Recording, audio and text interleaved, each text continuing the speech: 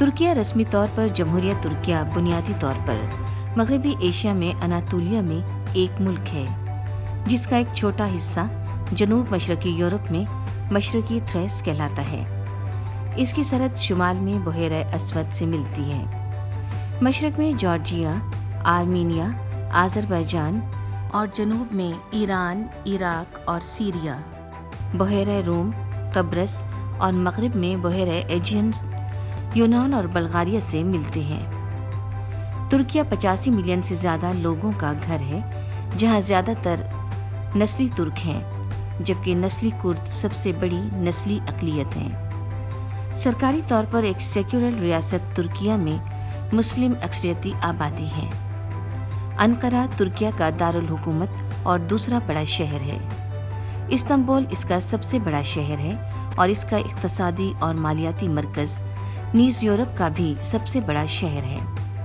دیگر بڑے شہروں میں ازمیر، بورسا اور اناطولیہ شامل ہیں۔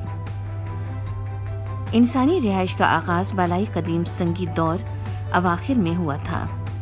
گوبیکلی تپا جیسے اہم سنگی دور مقامات کا گھر اور قدیم ترین کاشتکاری والے علاقے موجودہ ترکیہ میں مختلف قدیم لوگ آباد تھے۔ ہیتھیوں کو اناطولیہ کے لوگوں نے ضم کر لیا۔ کلاسیکی اناطولیہ میں سکندر اعظم کی فتوحات کے بعد ثقافتی ہیلینائزیشن میں تبدیل ہوا۔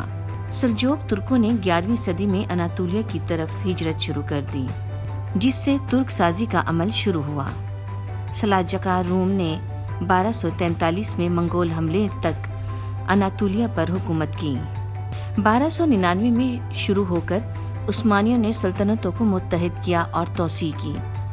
محمد فاتح نے 1453 میں استنبول کو فتح کیا۔ سلیم اول اور سلمان اول کے دور میں سلطنت عثمانیہ ایک عالمی طاقت بن گئی۔ سلطنت نے بڑی تبدیلی، اصلاحات اور مرکزیت دیکھی، جبکہ اس کے علاقے میں کمی واقع ہوئی۔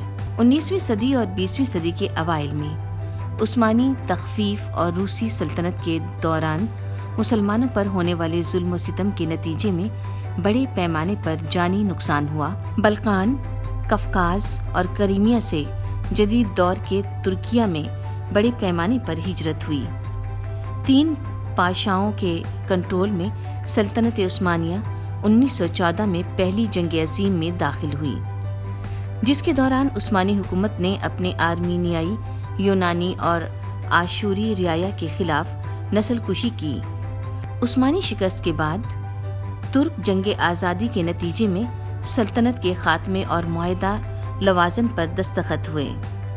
جمہوریہ کا اعلان 29 اکتوبر 1923 کو کیا گیا، جو ملک کے پہلے صدر مصطفیٰ کمال اتا ترک کی طرف سے شروع کی گئی اصلاحات پر مبنی تھا۔ دوسری جنگ عظیم کے بیشتر دوران ترکیہ غیر جانبدار رہا، لیکن کوریا کی جنگ میں شامل رہا۔ 1960 اور 1980 میں بغاوتوں نے کثیر جماعتی نظام کی منتقلی میں خلل ڈالا۔ ترکیہ ایک اعلیٰ متوسط آمدنی والا ابھرتا ہوا ملک ہے۔ اس کی معیشت برائے نام کے لحاظ سے دنیا کی 18ویں سب سے بڑی اور مساوی قوت خرید کے مطابق خام ملکی پیداوار کے لحاظ سے 11ویں سب سے بڑی ہے۔ یہ ایک وحدانی صدارتی جمہوریہ ہے۔ ترکیہ انجمن اقتصادی تعاون و ترقی G20 اور ترک ریاستوں کی تنظیم کا بانی رکن ہے۔ جغرافیائی طور پر اہم مقام کے ساتھ ترکی ایک علاقائی طاقت ہے اور نیٹو کا ابتدائی رکن ہے۔ یورپی یونین امیدوار ترکیہ یورپی یونین، کسٹمز یونین، یورپ کی کونسل، تنظیم تعاون اسلامی اور ترک سوئے کا حصہ ہے۔